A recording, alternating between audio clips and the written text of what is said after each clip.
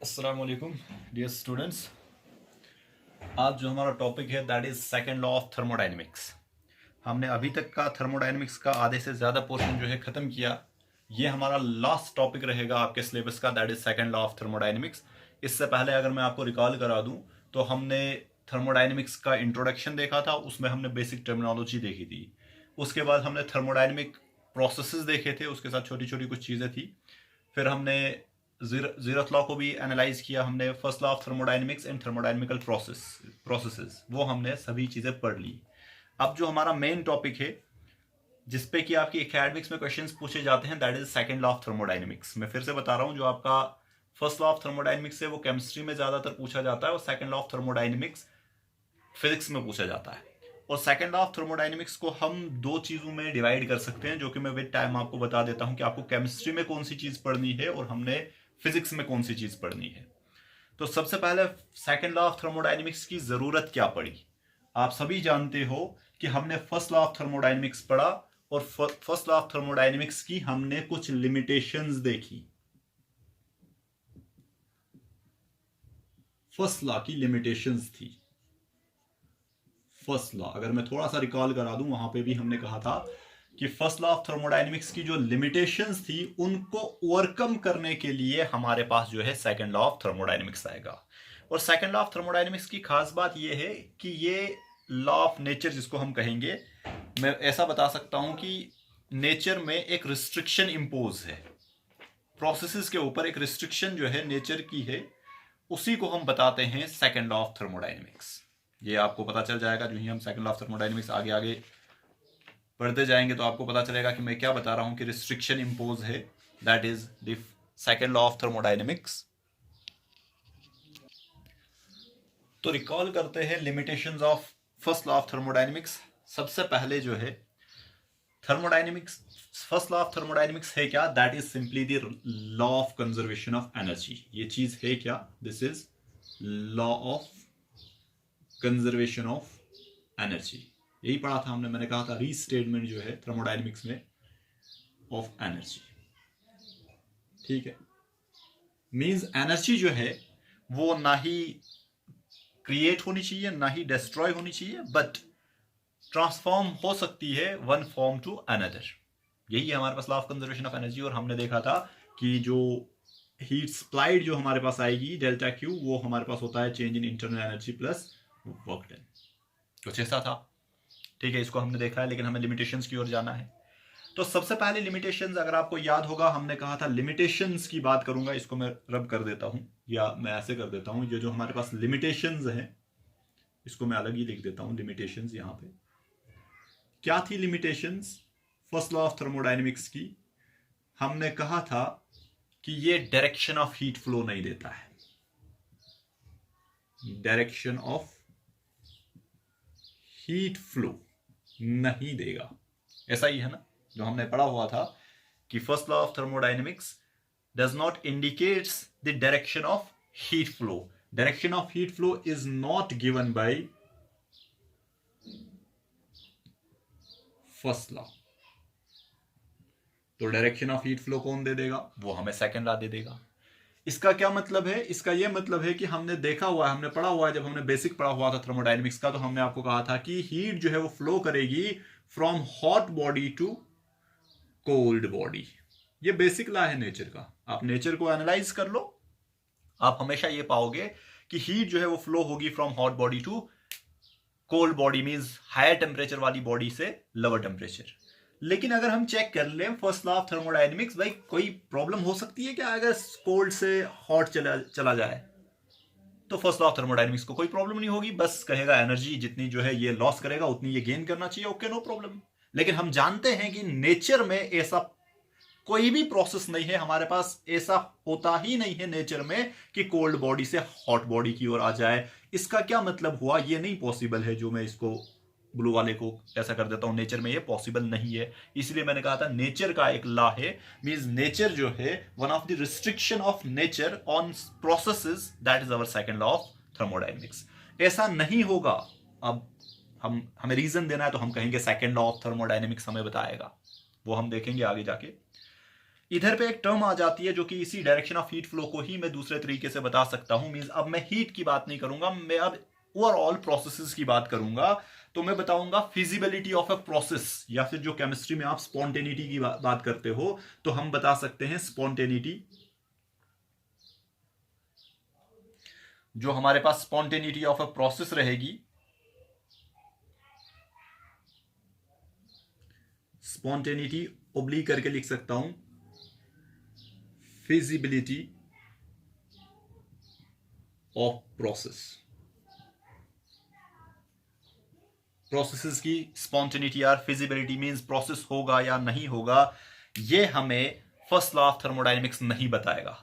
First law of thermodynamics कोई भी restriction impose नहीं करता है कि कौन सा प्रोसेस होगा कौन सा प्रोसेस नहीं होगा। जैसे मैं सिंपल सी एक एग्जांपल दूंगा, हम देखते हैं कि जो वाटर फ्लो होता है वो फ्रॉम हायर ऑल्टीट्यूड से जो है लोअर ऑल्टीट्यूड की ओर आ जाता है।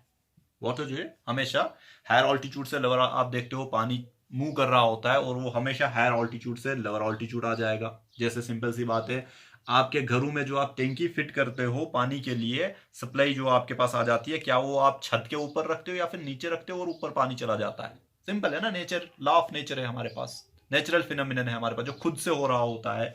तो हम कहेंगे कि हायर ऑल्टीट्यूड से लोअर ऑल्टीट्यूड हमेशा क्या आएगा, पानी आता है। ऐसा क्या होगा लोअर ऑल्टीट्यूड से हायर ऑल्टीट्यूड, आपने देखा है क्या कोई झरना बहते हुए नीचे से ऊपर? हम कहेंगे हमारे पास जो भी झरना है वो ऊपर से नीचे आ रहा होता है, हम देखते हैं ये वाटर का फ्लो हो रहा होता है from higher altitude to lower. क्या आपने कहीं ऐसा देखा है कि लोअर ऑल्टीट्यूड से हायर ऑल्टीट्यूड जो है वो पानी जा रहा होता है? इवन कि अगर आप सारी की सारी एनर्जीज को बैक करोगे, क्या ये खुद से वापस जाएगा? नहीं जाएगा। मीन्स कि एक प्रोसेस हो रहा है नेचर में, दूसरा प्रोसेस नहीं हो रहा है। तो फर्स्ट लॉ को कोई प्रॉब्लम नहीं है, ऊपर से पानी नीचे आए या नीचे से ऊपर जाए, ये कहेगा कि भाई एनर्जी कंजर्व रहनी चाहिए। लेकिन हम देख रहे हैं नेचर में कि ऐसा नहीं हो रहा है कि नीचे से ऊपर जा रहा है, ऊपर से नीचे आ रहा है। तो हम कहेंगे कि नहीं, जो सेकंड लॉ है वो रिस्ट्रिक्शन इंपोज कर रहा है फर्स्ट लॉ पे। तो मैं ऐसा बता सकता हूं कि सेकंड लॉ जो है वो रास्ता देता है फर्स्ट लॉ को। फर्स्ट लॉ तो बताता है conservation of energy, no problem कहीं पे भी, लेकिन सेकंड लॉ उसको रिस्ट्रिक्ट करता है, कहीं पे भी नहीं, बस ये तरीका है, इस तरीके से आप कंजर्वेशन ऑफ एनर्जी कर सकते हो, इसके बगैर कोई एनर्जी कंजर्वेशन नहीं होगी। ध्यान देना मैं क्या बता रहा हूं कि सेकंड लॉ जो है that provides a way to first law. हम कहेंगे कुछ भी होगा, इधर से इधर, इधर से इधर, okay no problem first law, लेकिन सेकंड लॉ कहेगा नहीं, सिर्फ हॉट टू कोल्ड जाएगी, कंजर्वेशन तो रहेगी रहेगी, कोल्ड से हॉट नहीं आ सकता हमारे पास, बिकॉज सेकंड लॉ ऐसा बता रहा है, नेचर का फिनोमिनन है कि ऐसा नहीं होगा। ये ध्यान देना। हमारे पास स्पॉन्टेनिटी की बात करेंगे और फिजिबिलिटी ऑफ ए प्रोसेस की बात करेंगे, तो इसका क्या मतलब है कि कोई प्रोसेस जो है वो स्पॉन्टेनियस होगा। स्पॉन्टेनियस कहने का मतलब कि वो खुद से होगा, या फिर थोड़ी सी इनिशिएशन दोगे वो होना स्टार्ट हो जाएगा under some given set of conditions. Means कि वो खुद से हो जाएगा, बस आपको कुछ नहीं करना है, ज्यादा से ज्यादा उसको जस्ट इनिशिएट करा लो। जैसे मैं कहूंगा गाड़ी को बीच बीच में धक्का भी देना पड़ता है, हाँ इनिशिएशन दे दो, वो खुद से चली जाएगी। ठीक है, तो वो हमारे पास कौन बताएगा, स्पॉन्टेनिटी, हम उस प्रोसेस को बताएंगे स्पॉन्टेनियस प्रोसेस। दूसरा है नॉन स्पॉन्टेनियस प्रोसेस। तो लिमिटेशन फर्स्ट लॉ की यही है कि हमें नहीं बताएगा कि कौन सा प्रोसेस स्पॉन्टेनियस है, कौन सा प्रोसेस नॉन स्पॉन्टेनियस है। जैसे मैं सिंपल सी एग्जांपल दूंगा, हमारे पास ये वाटर है, ये लो भाई वाटर, गिलास में वाटर रख लो, इसमें उठा के शुगर डाल लो या साल्ट डाल लो, जो भी आपकी मर्जी है, ये लो भाई साल्ट, वो खुद से डिसॉल्व हो जाएगा एट मैक्स। आपको क्या करना पड़ेगा, स्टायर करना पड़ेगा थोड़ा सा हल्का, वो भी अगर पानी ज्यादा गर्म होगा तो जरूरत ही नहीं है स्टायर की, आप इसमें साल्ट डालोगे खुद से जो है डिसॉल्व होगा। साल्ट जो है डिसॉल्व होता है पानी में, स्पॉन्टेनियस प्रोसेस मींस खुद से होगा on its own, just initiation दोगे एट ए गिवन। जैसे मैंने कहा कि हॉट टेम्परेचर, हॉट वाटर लोगे तो खुद से होगा, थोड़ा सा कोल्ड करोगे मींस अंडर गिवन कंडीशंस की बात कर रहा हूं मैं। लेकिन अगर मैं अब इसका कहूं, इसका उल्टा प्रोसेस कर लो, आप ऐसे हाथ डाल लो और साल्ट को वापस निकाल लो, इज इट पॉसिबल? नहीं है, नेचर एलो नहीं कर रहा है इसको। इसीलिए मैं बता रहा हूं कि सेकंड लॉ ऑफ थर्मोडायनेमिक्स एक रिस्ट्रिक्शन है हमारे पास जो नेचर इंपोज कर रहा है कुछ प्रोसेसेस पे। तो ऐसा नहीं होगा, खुद से सॉल्ट जो है, जैसे मैंने कहा खुद से सॉल्ट जो है डिसॉल्व हो रहा है, खुद से सॉल्ट जो है वो वापस नहीं आएगा। आप देख रहे हो इवोपरेशन हो रही है, इवोपरेशन खुद से होती है, हमारे पास थोड़ा सा टेम्परेचर होना चाहिए तो इवोपरेशन खुद से होगी। लेकिन क्या उसका उल्टा खुद से होता है? क्या वो जो वेपर्स हैं वो वापस पानी में चले जाते हैं ऑन देयर ओन खुद से? खुद ये नहीं कहना कि सर ऊपर जाते हैं कंडेंस होते हैं, नहीं, कुछ करेंगे तो होगा, ओके नो प्रॉब्लम, लेकिन बात हो रही है खुद से। जस्ट थोड़ा सा जो है इनिशिएशन करोगे खुद से होगा, नहीं होगा।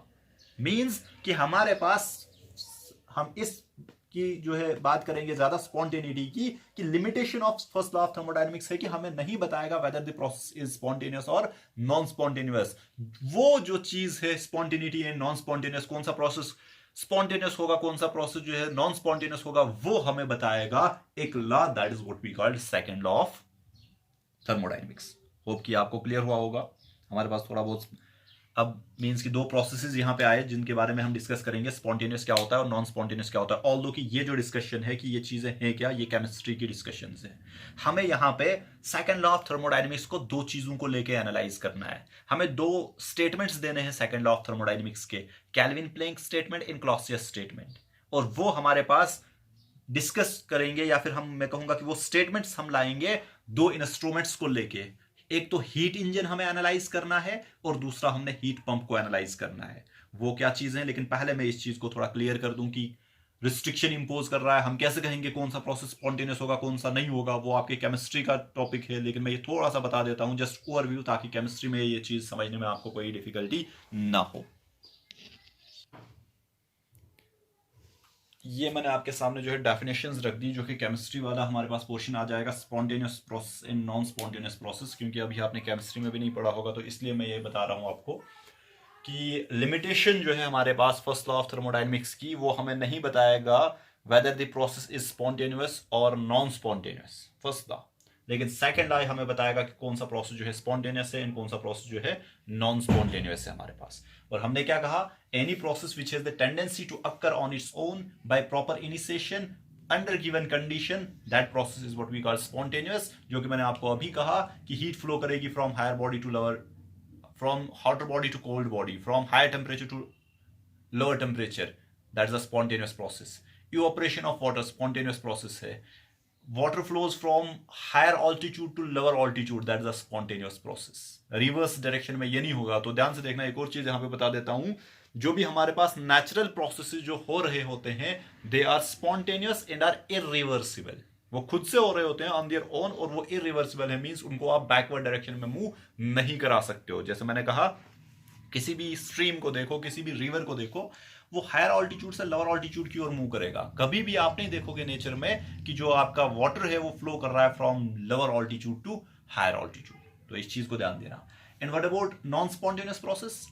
अ process which has the tendency to occur on its, which has no tendency, means कि उसकी कोई अर्ज नहीं होती है कि वो खुद से हो जाए। No tendency to occur on its own और इवन आफ्टर प्रॉपर इनिशिएशन। अगर आप उसको स्टार्ट भी कराओगे और छोड़ दोगे तो वो नहीं होगा, that process what we called spontaneous. यहां पे ध्यान देना मैंने क्यों लिखा और even after proper initiation, because आप देखोगे आगे कि हम प्रोसेसेस को नॉन स्पॉन्टेनियस जो होगा वो कराएंगे वो प्रोसेस, जैसे कि हमारा हीट पंप होगा, लेकिन उसके लिए हमें चाहिए कंटिन्यूअस एनर्जी, जो कि हमें सेकंड लॉ ऑफ थर्मोडायनेमिक्स ही बताएगा कि कब आपका नॉन स्पॉन्टेनियस प्रोसेस जो है वो होगा। नॉन स्पॉन्टेनियस है, खुद से नहीं होगा। अगर कराना है, अगर आपको लोअर ऑल्टीट्यूड से हायर ऑल्टीट्यूड को पानी लेना है, हायर ऑल्टीट्यूड लेना है पानी, ओके जाएगा, नो प्रॉब्लम। लेकिन आपको क्या करना है, आप सभी जानते हो, आपको पंप लगाना पड़ेगा, means continuous supply of energy देनी पड़ेगी। जो ही आप, ऐसा तो नहीं ना है कि आप पंप को एक बार स्टार्ट करोगे छोड़ दोगे खुद से चलना स्टार्ट करेगा, नहीं होगा ऐसा। आपको कंटिन्यू, जो ही आपने पंप बंद कर दिया तो ये लोअर ऑल्टीट्यूड से हायर ऑल्टीट्यूड जो पानी जा रहा था, जो आपकी ऊपर टैंकी पड़ी हुई थी उसमें पानी आप अंडरग्राउंड टैंकी से ले रहे थे, तो कंटिन्यूअस सप्लाई ऑफ एनर्जी देनी पड़ेगी। ये हमें बताएगा सेकंड लॉ ऑफ थर्मोडायनेमिक्स की कब ऐसा होगा, कब नॉन स्पॉन्टेनियस प्रोसेस को आप करा सकते हो। नॉन स्पॉन्टेनियस मींस खुद से नहीं होगा, ऐसा नहीं कि होगा ही नहीं हो सकता है, हम कुछ कंडीशंस अप्लाई करेंगे, हम कंटिन्यूअस, और कंडीशन क्या है, कंटिन्यूअस सप्लाई ऑफ एनर्जी दे दो और वो जो है प्रोसेस होगा, लेकिन खुद से नहीं होगा। ऑन इट्स ओन की बात कर रहे हैं। इवन आफ्टर प्रॉपर इनिशिएशन, कोई कहेगा मैं जस्ट स्टार्ट करूंगा, मोटर को स्टार्ट करूंगा, छोड़ दूंगा, पानी खुद से चलना स्टार्ट करेगा, एनर्जी सेव करूंगा, ऐसा नहीं होगा। कंटिन्यूअस सप्लाई जो है आपको एनर्जी की देनी पड़ेगी। तो ये हमारे पास थी limitations of first law of thermodynamics. और इसमें अब एक चीज है जो कि केमिस्ट्री का कंसेप्ट है, लेकिन मैं यहां पे थोड़ा सा बता देता हूं आपको, फिर हम अपने मेन टॉपिक की ओर आ जाएंगे, heat engine and heat pump की ओर।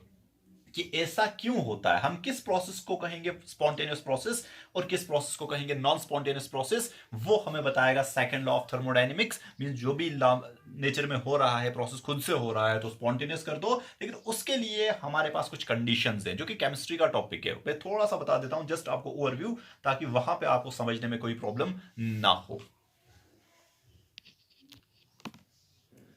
प्रोसेस स्पॉन्टेनियस होगा या नॉन स्पॉन्टेनियस होगा, उसके लिए क्राइटेरिया जो डिसाइड किया गया है वो हमें सेकंड लॉ ऑफ थर्मोडायनेमिक्स से तो मिल जाएगा।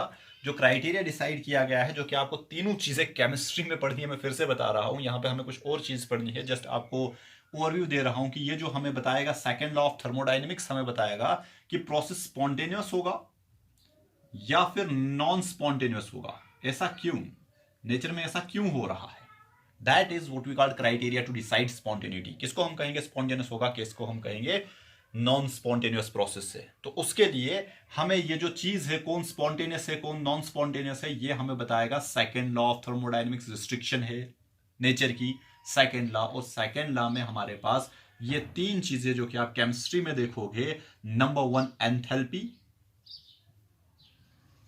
फिजिक्स में कहीं दूर दूर तक नहीं मिलेगा, आपको बता रहा हूं।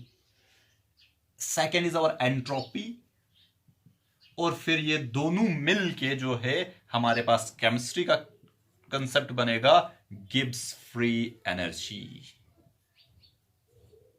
तो ध्यान देना, केमिस्ट्री में ध्यान से पढ़ लेना इसको। इसको हमने पहले भी देखा है, आइसोबैरिक प्रोसेस में डेल्टा एस से रिप्रेजेंट कर रहे हैं एंट्रोपी को, delta S change in entropy, and हमारे पास गिब्स फ्री एनर्जी जो है डेल्टा जी आपके पास आएगी। मैं दो के बारे में यहाँ पे थोड़ा सा डिस्कस कर देता हूँ और फिर उन दो को कंबाइन करके जो है गिब्स फ्री एनर्जी आ जाती है हमारे पास। तो ध्यान दो, हमारे पास क्या होगा कि ये जो तीन चीजें हैं सेकंड लॉ में, ये तीन चीजें कब प्रोसेस स्पॉन्टेनियस, कौन सा प्रोसेस स्पॉन्टेनियस होगा और कौन सा नॉन स्पॉन्टेनियस होगा, तो डिपेंड करेगा एंथैल्पी पे। But enthalpy is not the, मैं कहूंगा कि सोल क्राइटेरिया। मींस एंथैल्पी ही काम खत्म, एंथैल्पी ऐसी होगी हम कहेंगे एंथैल्पी ये हुई। नेगेटिव एंथैल्पी तो प्रोसेस होगा, पॉजिटिव एंथैल्पी तो नहीं होगा, ये जरूरी नहीं है। तो इसलिए हम मूव कर गए एंट्रोपी की ओर। एंट्रोपी में भी हम कहेंगे greater entropy means greater than zero, okay process होगा, लेस देन जीरो प्रोसेस नहीं होगा, ऐसा जरूरी नहीं है। हाँ, मेजॉरिटी केसेस में कुछ ऐसा होता है, लेकिन ये दोनों जो है फिर डिपेंड करेगा कि दोनों में से जीतेगा कौन, आपस की लड़ाई में कौन जीतेगा। तो फिर दोनों को मिला के हम बता देते हैं गिब्स फ्री एनर्जी का पूरा कंसेप्ट। वो हमें बताता है कब प्रोसेस होगा और कब प्रोसेस नहीं होगा। मींस कि what is the criteria for the spontaneity of a process, जो है हम कहेंगे कि हमारे पास अभी के लिए मैं दो को डिस्कस करूंगा, असल में ये तीसरा भी आ जाएगा। नंबर वन हमारे पास है tendency to lower its energy. Means हम कहेंगे, जो कि एंथैल्पी का कंसेप्ट है, हम कहेंगे वो प्रोसेस जो है खुद से होगा, नेचर का एक लॉ है जिसमें कि एनर्जी कम होगी। हम जानते हैं एनर्जी कम मींस स्टेबिलिटी, और हर एक चाहता है स्टेबल होना। तो ये एंथैल्पी का पहला हमारे पास जो हम बता रहे हैं, ये एंथैल्पी का क्राइटेरिया है। हमारे पास जो tendency to lower its energy means हमारे पास एंथैल्पी जो है डेल्टा एच जो है हमारे पास नेगेटिव होना चाहिए। भाई देखो, आपकी एक्सोथर्मिक रिएक्शंस, मैं यहाँ पे रिएक्शंस नहीं बताने वाला, कौन कौन सी रिएक्शंस है पढ़ी होंगी आपने 9th 10th में भी, और केमिस्ट्री में पढ़ोगे, बहुत डिटेल में पढ़ोगे इसको। Tendency to lower its energy, जो भी रिएक्शन आपकी, जो भी प्रोसेस आपका जिसमें डेल्टा एच जो है नेगेटिव होगा, तो एज पर दिस क्राइटेरिया हम कहेंगे कि वो स्पॉन्टेनियस होगा, वो होना चाहेगा। क्यों? क्योंकि एनर्जी जो है जो ही रिलीज हो जाएगी मिनिमम एनर्जी की ओर आएगा, मिनिमम एनर्जी मींस की स्टेबिलिटी की ओर आ जाएगा, तो हम कहेंगे प्रोसेस स्पॉन्टेनियस है। Number one. लेकिन फर्स्ट लॉ वैलिड रहेगा, ऐसा नहीं कि भाई एनर्जी जो है मिनिमम हो रही है बाकी कहां जाएगी, कोई नहीं, वो सराउंडिंग में जाएगी, नो प्रॉब्लम। लेकिन प्रोसेस जो है हमारे पास रहेगा, प्रोसेस होगा स्पॉन्टेनियस खुद से होगा, कंजर्वेशन ऑफ एनर्जी भी रहेगी, ये ध्यान देना। लेकिन हम जानते हैं, अगर मैं कहूंगा डेल्टा एच एंथैल्पी चेंज जो है नेगेटिव है, आपको वे सभी एक्सोथर्मिक रिएक्शंस, हम जानते हैं एक्सोथर्मिक रिएक्शंस में जो है एनर्जी रिलीज होती है, एनर्जी रिलीज होती है। एनर्जी रिलीज कहने का मतलब डेल्टा एच नेगेटिव, केमिस्ट्री में देखोगे आप। लेकिन अब आप कहोगे सर एंथैल्पी, सॉरी, जो एक्सोथर्मिक के साथ हमारे पास हो जाती है एंडोथर्मिक भी तो होती है खुद से, हमारे पास है बहुत सारी रिएक्शन एंडोथर्मिक है। Endothermic means delta H positive, delta H जैसे कि मैं कहूंगा आइस का कन्वर्जन हमारे पास जैसे हो रहा है वाटर में, ये लो भाई, जब आइस का कन्वर्जन वाटर में हो रहा है तो ये क्या होगा, ये हमारे पास एक्सोथर्मिक रिएक्शन या फिर एंडोथर्मिक रिएक्शन है, खुद से बता दो। आइस का कन्वर्जन, इसकी जो हमारे पास डेल्टा एच चेंज हो जाती है दैट इज पॉजिटिव। देखोगे आप केमिस्ट्री में। Delta H positive means endothermic reaction है भाई, खुद से होता है कि नहीं होता है आप सभी जानते हो। जो ही थोड़ा सा temperature 1 degree Celsius 2 degree 3 degree I जो है कन्वर्ट होना स्टार्ट किस में हो रहा है, वाटर में। एंडोथर्मिक रिएक्शन है लेकिन फिर भी हो रहा है, तो ये क्राइटेरिया तो फ्लॉप होना चाहिए ना। नहीं, मेजॉरिटी केसेस के लिए ये सही है, लेकिन कुछ चीजें ऐसी हैं जैसे कि एंडोथर्मिक है हमारे पास, एंडोथर्मिक रिएक्शंस के लिए ये हमारे पास, या मैं कहूंगा वाटर का कन्वर्जन जो है गैस में, स्टीम में, that is an endothermic process. Endothermic reactions होंगी हमारे पास जिनका डेल्टा एच पॉजिटिव है लेकिन फिर भी जो है वो हमारे पास कैसे हैं, स्पॉन्टेनियस हैं। तो उसके लिए दूसरा क्राइटेरिया चलेगा। इतना ही बता देता हूं, केमिस्ट्री में बहुत सारी एग्जांपल्स देखोगे। मींस एंडोथर्मिक रिएक्शंस भी तो होती हैं, tendency to lower its energy नहीं हो रहा है, ये तो ज्यादा कर रहा है एनर्जी को, फिर भी हो रहा है, तो हम वहां पे कहेंगे tendency to increase its disorder. इसको मैं रब कर देता हूं।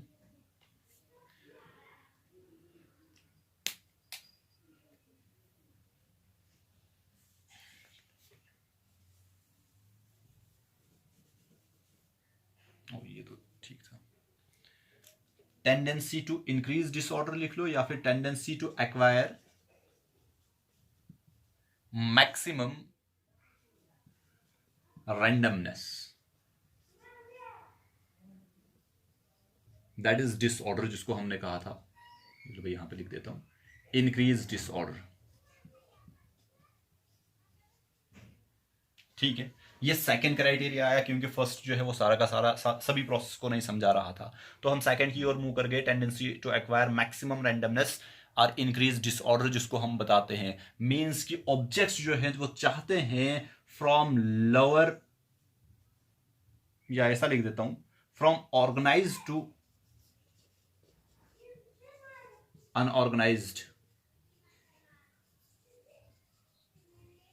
या जिसको हम बताते हैं लो प्रोबेबिलिटी से लेके हाई प्रोबेबिलिटी की ओर जाना चाहते हैं, that is what we called disorder. Disorder में रहना पसंद करते हैं। ऑर्डर का तो रिस्ट्रिक्शन होता है, किसी चीज को ऑर्डर में रखोगे रिस्ट्रिक्ट रहेगा, लेकिन डिसऑर्डर किसी ऑर्डर में नहीं रखोगे तो अपनी मर्जी से जहां उसकी मर्जी वहां जाना चाहता है, that is tendency to acquire maximum randomness, जिसको हम बताते हैं। तो हम कहेंगे कि ये सेकंड क्राइटेरिया आता है जो कि इसको सेटिस्फाई करता है। इन दिस केस मींस हमारा जो अभी तक कहा था डेल्टा एच नेगेटिव, अब कहेंगे डेल्टा जो हमारे पास एस है that is greater than zero. Greater than zero means positive, positive कहने का मतलब डिसऑर्डर ज्यादा, एंट्रोपी स्ट्रेन ही करता है डिसऑर्डर की ओर। डिसऑर्डर ऑब्जेक्ट जो है वो चाहता है, प्रोसेस जो भी है हमारे पास, जो भी मटेरियल है वो चाहता है कि ज्यादा डिसऑर्डर में हो, मींस कि हमारी एंट्रोपी जो है वो बढ़नी चाहिए, मींस कि डिसऑर्डर बढ़ना चाहिए। Greater than zero, less than zero होगा तो हम कहेंगे इज पर दिस कंडीशन कि वो हमारे पास नॉन स्पॉन्टेनियस होगा। प्रोसेस चाहता है, कोई भी प्रोसेस खुद से तब होगा, स्पॉन्टेनियस तब होगा जब उसमें डेल्टा एच जो है वो ग्रेटर देन जीरो होगा। लेकिन ये भी सोल क्राइटेरिया नहीं है, ये भी सोल क्राइटेरिया नहीं है। मींस ऐसा तो पॉसिबल है, हम तो देख रहे हैं कभी डेल्टा एच नेगेटिव हो रहा है, डेल्टा एच नेगेटिव तो हम कहेंगे कि हमारे पास जो है टेंडेंसी होनी चाहिए, लेकिन डेल्टा एच उसका जो है लेस देन जीरो आ रहा है तो प्रोसेस नहीं हो रहा है। कभी ये ज्यादा भारी पड़ जाता है, कभी ये ज्यादा भारी पड़ जाता है, मींस दोनों में जो है लड़ाई होती है, जो जीत गया वैसा ही होगा। अगर इसकी वजह से स्पॉन्टेनिटी है, इसकी वजह से नहीं है, दोनों में जो जीतेगा मींस जिससे इसको ज्यादा स्टेबिलिटी मिलेगी वही रहेगा, अकॉर्डिंगली मूव करेगा। तो इन दोनों को फिर हम मिलाते हैं, जो कि आप केमिस्ट्री में देखोगे तो आपके पास सोल कंसेप्ट जो है सारा का सारा मिलके आपके पास गिब्स फ्री एनर्जी आ जाता है। वहां से आप बताओगे कि कौन सा प्रोसेस जो है वो स्पॉन्टेनियस है, कौन सा प्रोसेस स्पॉन्टेनियस नहीं है। जैसे डिसऑर्डर की अगर हम बात करेंगे तो मैं एक सिंपल सी एग्जांपल दूंगा। ये समझ लो हमारे पास यहाँ पे गैस सिस्टम, एक गैस है यहाँ पे जिसको कि मैं नाम दे देता हूं ए, और ये हमारे पास एक और चैम्बर के साथ जुड़ा हुआ जिसको कि मैं कहूंगा, ये लो भाई मैं पेन दूसरा यूज कर देता हूं, दूसरी गैस बी को हम ब्लू से प्लॉट कर देते हैं। ये लो भाई गैस बी। अब कोई कहेगा सर ये तो मिलेंगे, ऐसा क्यों बनाया? मैं बीच में क्या करूंगा, कॉर्क रख देता हूं। ये लो भाई अब नहीं मिलेंगे, खुश। ये गैस बी है। अब हम क्या करेंगे, ये अपने इसमें चैम्बर में या अपने चैम्बर में हम क्या करेंगे, हम इस कॉर्क को मीन जो इधर बैरियर था, बैरियर को हटा दो। ये लो भाई बैरियर हट गया, बैरियर हट गया तो आपकी गैस थोड़ी ना इधर रहेगी, ये इधर जाना स्टार्ट कर जाएगी, ये इधर जाना स्टार्ट कर जाएगी, मींस डिफ्यूजन होगा यहाँ पे। मैं ऐसा कहूंगा कि मिक्सिंग हो जाएगी, सिंपल सा मिक्स हो जाएगा। मिक्स जब हो जाएगा तो कुछ ब्लैक डॉट्स इधर जाएंगे, कुछ ब्लू डॉट्स जो है इधर आएंगे, मींस कि बी गैस जो है वो ए में आ जाएगी और ए गैस जो है वो कहां आ जाएगी, बी में आ जाएगी। ये लो भाई, कुछ ऐसा होगा, मिक्स हो गए।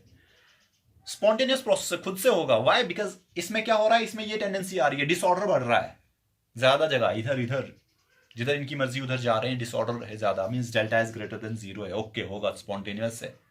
अगर मैं कॉर्क लगा लूं, क्या वापस चले जाएंगे?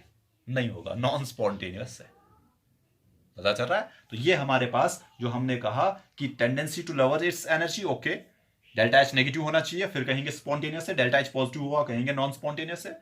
Tendency to acquire maximum randomness means delta H जो हम कहेंगे ऑर्गेनाइज से अनऑर्गेनाइज्ड की ओर मूव करना चाहेगा, मीन जो हम कहेंगे डेल्टा एच जो है ग्रेटर देन 0 है, मींस पॉजिटिव होना चाहिए, फिर जाके प्रोसेस स्पॉन्टेनियस होगा। लेकिन सोल क्राइटेरिया नहीं है कि इसी पे हम नहीं बताएंगे, मैंने कहा दोनों जो है आपस में लड़ते हैं ऐसा समझ लो, और फिर जिसकी जीत होगी accordingly process spontaneous and non spontaneous कहलाएगा, और उसी को हम मिला के, जो कि आपको केमिस्ट्री में डिटेल में पढ़ना पड़ेगा, दैट्स गिव्स फ्री एनर्जी। ये जो मैं अभी तक भी बता रहा था ये भी हमें फिजिक्स का टॉपिक नहीं है, लेकिन मैं जानता हूं कि आप बच्चों ने अभी थर्मोडायनेमिक्स केमिस्ट्री में नहीं पढ़ा है, तो ये चीजें फिर कंफ्यूजन ना क्रिएट करे, तो इसलिए मैंने थोड़ा सा आपको बता दिया, और उम्मीद करता हूं कि ये केमिस्ट्री में भी आपको हेल्प करेगा। वहां पे आपको कॉम्प्लेक्स इक्वेशंस बता देंगे, पता नहीं क्या क्या कर देंगे, डरा देंगे, लेकिन ये बहुत ही सिंपल सा है, कंसेप्ट तो यही रहेगा। अब हम केमिस्ट्री से जो है फिजिक्स की ओर आ जाएंगे, जो हमारे काम की चीज है, जिससे कि सेकंड लॉ ऑफ थर्मोडायनेमिक्स जो है वो स्टार्ट किया जाता है फिजिक्स में, वहां की ओर आ जाएंगे। होप कि थोड़ा बेसिक आपको क्लियर हुआ होगा। तो मैं फिर से स्टार्ट करूंगा। हमारे पास जो लिमिटेशंस आपने पढ़ी होंगी फर्स्ट लॉ ऑफ थर्मोडायनेमिक्स की, हमने पढ़ी हुई हैं। होप कि आपने वो लेक्चर देखा होगा। तो हमने एक आपको लिमिटेशंस में लिखाया हुआ था, आपने पढ़ा होगा कि हमारे पास जो फर्स्ट लॉ ऑफ थर्मोडायनेमिक्स है वो ये बताता है कि कन्वर्जन ऑफ, ध्यान से देखना, कन्वर्जन ऑफ हीट जो है वो वर्क में होगा, ओके, और वर्क जो है वो कन्वर्ट होगा हीट में। जो अभी तक भी हमने कहा कुछ ऐसा ही है, जस्ट नाम बदल रहे हैं कि हीट कन्वर्ट होगी वर्क में, वर्क कन्वर्ट होगा हीट में, ओके, नो प्रॉब्लम। किसी भी तरीके से हो सकता है, फर्स्ट लॉ बताता है, लेकिन सेकंड लॉ रिस्ट्रिक्शन इंपोज कर देता है। सेकंड लॉ बताएगा कि किसी भी तरीके से नहीं हो सकता, कुछ लिमिटेशंस है। जैसे मैं सिंपल सी आपको एग्जांपल दूंगा, ध्यान से देखो। हम वर्क करेंगे कुछ, जैसे ये लो भाई, एक बहुत ही सिंपल सी एग्जांपल, बहुत सारी एग्जांपल्स दे सकते हैं, मैं एक सिंपल सी एग्जांपल जो कि आप खुद से भी देखोगे, अपने दोनों हाथ जो है ऐसे रखो और वर्क करना स्टार्ट कर लो, ऐसे ऐसे कर लो, और आप सभी देखोगे कि रबिंग से जो वर्क जो है वो कन्वर्ट हो रहा है हीट में। किस में कन्वर्ट होगा? हीट में। तो मैं देख रहा हूं कि नेचर का एक प्रोसेस है, मैं वर्क कर रहा हूं, वर्क से जो है वो हीट तो आ रही है, okay, no problem. First law को तो कोई प्रॉब्लम है ही नहीं। हाँ, कहेगा जितना वर्क हो रहा है वो हीट में कन्वर्ट होना चाहिए, मींस एनर्जी में कन्वर्ट होना चाहिए, ओके, नो प्रॉब्लम, ठीक है। लेकिन अब मैं कहूंगा अपने दोनों हाथ ऐसे रखो और किसी हीट के सोर्स पे, ये लो भाई, हीटर के पास ले लो, कैंडल के पास ले लो, और इसको हीट दो। क्या ये वर्क करना स्टार्ट करेगा? खुद से मूव करना स्टार्ट करेगा? इधर खुद से वर्क कर रहे हो, वर्क कर रहे हो, और खुद से हीट, आप चाहोगे भी नहीं हो प्रोड्यूस हो, फिर भी होगी, हीट प्रोड्यूस होगी, स्पॉन्टेनिटी है, मींस वर्क कन्वर्ट हो रहा है किसमें? हीट में। लेकिन अब मैं कहूंगा कि हाथ दो ऐसे रखो और इसको कैंडल के पास या फिर हीटर के पास लेके जाओ, एनर्जी सप्लाई करो, जाना नहीं, जल जाओगे, और कोई वेट करेगा उस वक्त तक, ये हीट होगा, हीट होगा, वर्क होना स्टार्ट कर जाएगा, भाई आपका हाथ जल जाएगा, लेकिन ये वर्क खुद से नहीं करेगा। मींस कि हीट जो है वो वर्क में कन्वर्ट सारी की सारी नहीं होगी, ठीक है। जो मैंने अभी एग्जांपल दी उससे मैं एक चीज बताना चाहता हूं, जो कि मैं यहां पे लिखूंगा, वही हमारे पास सेकंड लॉ ऑफ थर्मोडायनेमिक्स रहेगा। क्या बताता है? पहला मैं लिखूंगा ऑल वर्क, एक एग्जांपल से समझा, लेकिन लिखूंगा कुछ ऐसे, all work can be converted into heat, but, बड़ा लिख देता हूं, but all heat cannot be converted into work। कुछ हो सकता है, ओके, नो प्रॉब्लम। ये दो जो स्टेटमेंट है, असल में यही हमारे पास सेकंड लॉ ऑफ थर्मोडायनेमिक्स है अभी के लिए। All heat can be converted into, sorry, और work can be converted into heat, कर सकते हो, ऐसा कर सकते हो, नो प्रॉब्लम, ऐसा होगा, सही है। बट सारी की सारी हीट को ही कहेगा मैं कन्वर्ट करूंगा वर्क में, दैट्स नॉट पॉसिबल। इसी को मैं दूसरे तरीके से, जो कि हमें वन ऑफ दिस स्टेटमेंट बन जाता है कि आप कोई भी एक ऐसा इंस्ट्रूमेंट नहीं बना सकते, कोई भी एक ऐसा डिवाइस नहीं बना सकते जो सारी की सारी हीट को मीन जो सारी की सारी एनर्जी को कन्वर्ट करे वर्क में। It's not possible. अगर ऐसा हुआ ना तो हम तो बादशाह बन जाएंगे, पेट्रोल की कोई जरूरत नहीं। आपको क्या करना है, आपकी बाइक है उसमें पेट्रोल ही डालना पड़ेगा, हीट ले लो एटमॉस्फेयर से, चलना स्टार्ट कर देगी। Is it possible? मैंने पहले ही कहा था कि रिस्ट्रिक्शन इंपोज कर रहा है nature, that restriction is what we call second law of thermodynamics. Means आप हीट, कोई भी डिवाइस ऐसा नहीं बना सकते जिसमें सारी की सारी हीट जो है वो कन्वर्ट हो जाएगी वर्क में। मींस 100% एफिशिएंसी पॉसिबल नहीं है, 100% efficiency. And what is efficiency, यहां पे बता देता हूं। एफिशिएंसी मींस इनपुट जो आप दोगे ना, इनपुट कितना कन्वर्ट हो रहा है आउटपुट में। अगर मैं 10 जूल्स दे रहा हूं, 10 जूल्स आउटपुट भी मिल रहा है, एफिशिएंसी 100%। लेकिन ऐसा पॉसिबल नहीं है। आप 10 जूल्स दोगे तो 10 जूल्स का वर्क आपको नहीं मिलेगा। वर्क इज यूजफुल जो हमें चाहिए, 10 जूल्स में कन्वर्ट होगा लेकिन वर्क की फॉर्म में नहीं होगा। Work means output, output useful output जिसको मैं कहूंगा यूजफुल। बच्चे कहीं कंफ्यूज ना हो जाए, आउटपुट तो मिलेगा 10 जूल्स का ही, एनर्जी कंजर्वेशन रहेगी, मैं यूजफुल आउटपुट की फिर एफिशिएंसी निकलेगी। मींस कि हमारे पास यूजफुल आउटपुट जो है, यूजफुल आउटपुट जो हमें चाहिए था डिवाइडेड बाय जो इनपुट होगा, that is our efficiency. Multiply करूंगा 100 से, वो हमारे पास एफिशिएंसी बन जाएगी। मींस कि आपको क्या दिया गया और आपने कितना काम किया। आप खुद से देखो, अपनी बॉडी को डिवाइस मान लो, 100% एफिशिएंसी नहीं है। जितनी आप एनर्जी लेते हो उतना ही आप यूजफुल जो है काम नहीं करते। अपनी बाइक को लेके देखो, पेट्रोल डालते हो और पेट्रोल से वो तो चलती है, कोई कहेगा सर चलती तो है अब क्या चाहिए। भाई जो आपने पेट्रोल उसमें दिया, जो पेट्रोल में एनर्जी है वो सारी की सारी कन्वर्ट नहीं हो रही है आपके चलने में। आपकी गाड़ी जो है वो गर्म होती है, वो साउंड प्रोड्यूस करती है, वो जो है वो तो हमारे पास यूजफुल आउटपुट नहीं है, वो तो वर्क नहीं है, वो तो जाया है हमारी एनर्जी, हमें नहीं चाहिए वो। तो हम वो बता रहे हैं कि हमारे पास सेकंड लॉ की एक डेफिनेशन आ जाएगी जो कि कैल्विन प्लैंक स्टेटमेंट है कि 100% एफिशिएंसी वाला डिवाइस जो है वो पॉसिबल नहीं है। होप कि ये चीजें आपको क्लियर हुई होंगी। ये हमारे पास अभी तक बेसिक जो है सेकंड लॉ का है। जो हमारे पास मेन 2 टॉपिक्स हैं, पहले तो हमने जस्ट इंट्रोड्यूस किया ताकि आपको एक फील आ जाए, फील देने के लिए मैंने ये पूरा लेक्चर दे दिया। अदरवाइज हम डायरेक्टली स्टार्ट कर सकते थे कि जो हमारे पास फर्स्ट लॉ ऑफ थर्मोडायनेमिक्स है क्या, sorry not first law, second law of thermodynamics जो हमें पढ़ना था heat engine and heat pump के बारे में। तो अब मैं इसको जस्ट एंड पे, इस लेक्चर के एंड पे आपको बता दूंगा कि सेकंड लॉ जो है हमें क्यों जरूरत पड़ा। तो आपको ये तो पता चल गया होगा कि कुछ लिमिटेशंस थी फर्स्ट लॉ ऑफ थर्मोडायनेमिक्स में, उनको ओवरकम करने के लिए हमारे पास किसकी जरूरत पड़ी, मींस कौन सा आ गया, हमारे पास सेकंड लॉ ऑफ थर्मोडायनेमिक्स आ गया। और सिंपल सा फर्स्ट लॉ ऑफ थर्मोडायनेमिक्स हमें नहीं बता रहा था कि कौन सा प्रोसेस जो है वो खुद से होगा, means spontaneity of a process के बारे में नहीं बता रहा था। कौन सा प्रोसेस होगा, कौन सा प्रोसेस नहीं होगा, मींस जैसे मैंने एग्जांपल दे दी कि हीट फ्लो करेगी from higher temperature to lower temperature, heat flow नहीं करेगी from lower temperature to higher temperature. First law नहीं बता रहा था, सेकंड लॉ बताएगा, रिस्ट्रिक्शन इंपोज करेगा, तो हमारे पास इसीलिए सेकंड लॉ की जरूरत पड़ी। दूसरी एग्जांपल दे सकता हूं, जैसे मैंने अभी कहा कि सारी की सारी हीट वर्क जो है कन्वर्ट हो सकता है हीट में, ओके नो प्रॉब्लम, लेकिन सारी की सारी हीट जो है वो कन्वर्ट होगी वर्क में, ये हमें फर्स्ट लॉ नहीं बता रहा था। ऐसा फर्स्ट लॉ बताता था कि हो जाओ भाई, जैसे मैंने यहाँ पे कहा हीट कन्वर्ट होगी वर्क में, वर्क कन्वर्ट होगा हीट में, कोई प्रॉब्लम नहीं। जैसे मैंने वहां पे कहा भी था कि अंडर विच कंडीशन ऐसा होगा, कब हीट जो है वर्क में कन्वर्ट हो जाएगी, कब वर्क हीट में कन्वर्ट हो जाएगी, और कितनी हीट जो है वर्क में कन्वर्ट हो जाएगी, ये नहीं बता रहा था फर्स्ट लॉ, वो जो हमें बताएगा सेकेंड लॉ बताएगा। तो हमारे पास जो 2 स्टेटमेंट्स आ जाएंगे, that is Kelvin Planck statement. आप अगर सिलेबस चेक करोगे वहां पे मेंशन्ड है कैल्विन प्लैंक स्टेटमेंट, एंड जो हमारे पास Clausius statement of second law of thermodynamics है, उसके लिए हमें 2 इंस्ट्रूमेंट्स डिवाइसेस पढ़ने हैं, number 1 heat engine and number 2 heat pump. और फिर उन दोनों का जो है रिलेशन भी देखना है कि दोनों स्टेटमेंट्स जो है सेम है, ऑल्दो कि आपको लगेगा डिफरेंट है, लेकिन वो दोनों स्टेटमेंट्स जो है सेकंड लॉ ऑफ थर्मोडायनेमिक्स के सेम है। होप कि आपको सेकंड लॉ ऑफ थर्मोडायनेमिक्स का कुछ फील आ गया होगा। और सबसे इंपॉर्टेंट चीज मैं फिर से एक बार इसको रिपीट करूंगा, सेकंड लॉ ऑफ थर्मोडायनेमिक्स जो है हमारे पास, it is one of the restriction of nature on the processes. Means nature में सभी प्रोसेस नहीं होंगे, कुछ होंगे कुछ नहीं होंगे। नेचर ने हमारे पास रिस्ट्रिक्शन इंपोज की है, उसी चीज को हम जो है नाम दे देते हैं second law of thermodynamics. It's a real law and it's a natural law. Hope कि आपको पता चल गया होगा। Thank you. और फिर से बता रहा हूँ, दुआओं में याद रखना।